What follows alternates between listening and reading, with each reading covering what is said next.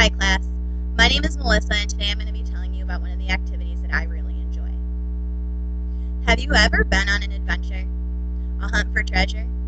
I have, and I have found lands of unknown wonder, trinkets aplenty, and magical travelers of the universe. How have I done this? I have done this by the joys of an outdoor activity known as geocaching. Since I'm an experienced cacher, and I've done the research on geocaching.com's website, I can tell you that the site first received its name from Matt Stum in the September of 2000. Geo means earth, and cache means a hidden container to secretly store items in. I was first introduced to the game of geocaching in 2010 during a visit home from my best friend. She showed me the ropes on a couple caches in town, and I have been doing it ever since. I currently have 97 finds of my own, and I also own and maintain 16 hidden geocaches of my very own. Today I will explain the steps of geocaching to you and share some of the benefits that result.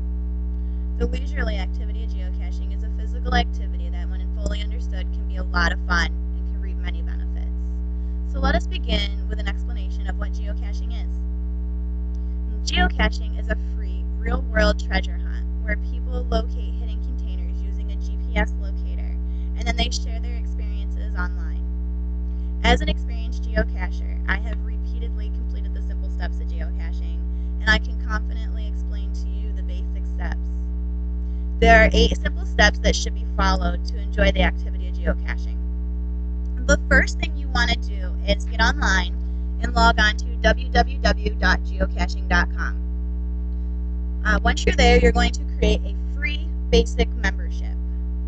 After you register an account, you visit the Hide and Seek a Cache page. Then all you do from there is type in your zip code and you click search. After you do that, a list of geocaches will be brought up on your screen.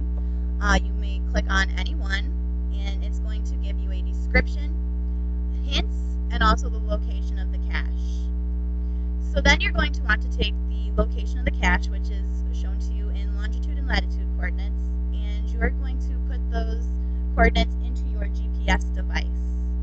This is a Garmin handheld GPS. I also have a geocaching GeoMate GPS. This one is great for kids. And you can also use these on your smartphone. There is a geocaching app that costs, I think, $10. You can download and do the same exact thing from your smartphone.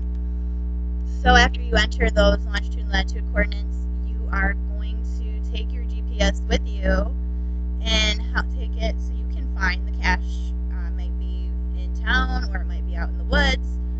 You follow those coordinates and it's going to take you there. Once you locate the cache, you sign the logbook and you trade trinkets before you replace the cache to its original location. Now, trinkets in geocaching are called swag. I'm going to show you some examples of swag because people don't usually understand what I'm talking about. Swag can be things like stickers, a little box of crayons, go fish cards, or even a pedometer. These are just random little trinkets that I use for trading in the game of geocaching.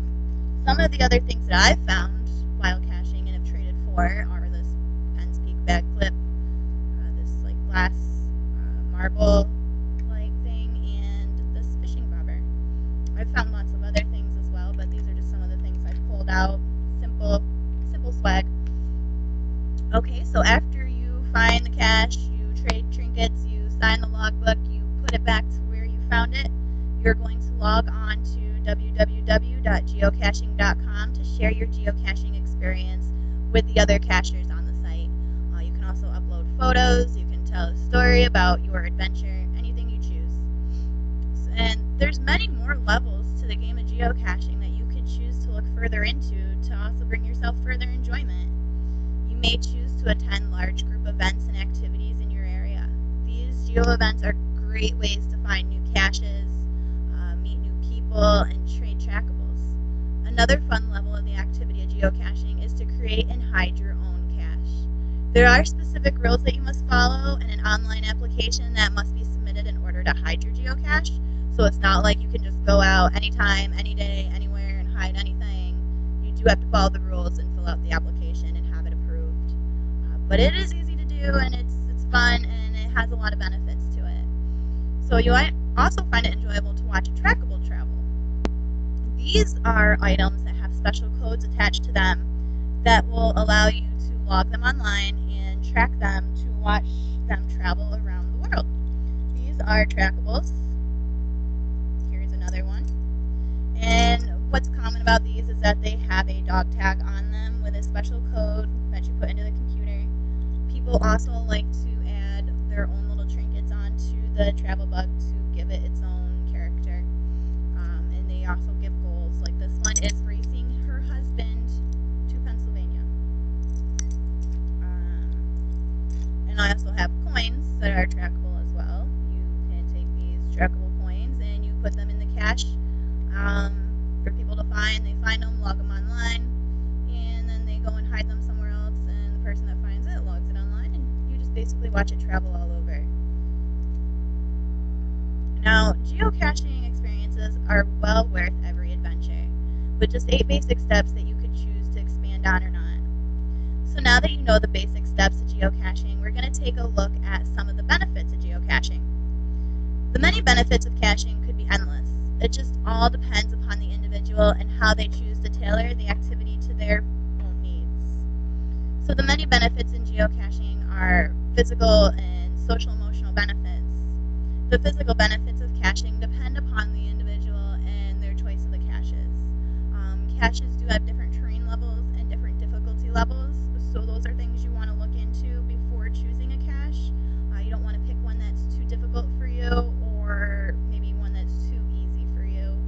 There are even caches out there that are designed specifically for people with different types of physical handicaps and things like that. So make sure you read your descriptions and stuff when you're looking at the cache. Geocaching does help keep you physically active, and it keeps you fit while you also get to have fun at the very same time.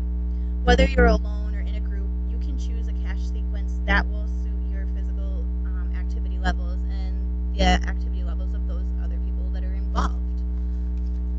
So social emotional benefits of geocaching are endless. Caching is a great self-esteem builder for adults and for children. It provides a really great sense of accomplishment, and it's something that allows people of all physical levels to enjoy and feel good about. As a geocaching member, you do belong to part of a group that shares common interests. You can communicate and share online or gather at events to meet and greet people face to face. Geocaching in a group can provide a powerful sense of development of group cohesion, building cooperation, and fostering communication. It's a great way for friends and family to spend some time together and really build on some skills. The basics of geocaching can benefit all individuals in many ways, such as physical and social emotional development. Now let me ask you, will you go on an adventure to explore and hunt for treasure now that I've explained to you what geocaching is? I hope so.